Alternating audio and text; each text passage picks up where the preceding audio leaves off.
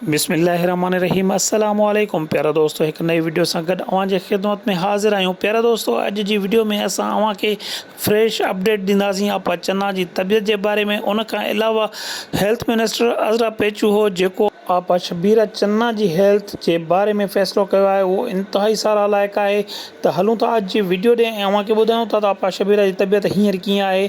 आलिया चन्ना जे अपडेट जे मुताबिक़ आपा शबीरा चन्ना जी तबियत बेहतर थी रही है, पर सिलो सिलो। आलिया चन्ना इहो भी ॿुधायो त अॼु डॉक्टर अज़रा फज़ल पेचू सुबह जे टाइम डाउ हॉस्पिटल पहुची करे आपा शबीरा चन्ना जी हेल्थ के बारे में मालूमात वरती ऐं इहो पिणु ऐलान कयाई त आपा शबीरा चन्ना जे इलाज ते जेको भी ख़र्च थींदो उहो सिंध गवर्नमेंट ऐं कल्चरल डिपार्टमेंट कंदो।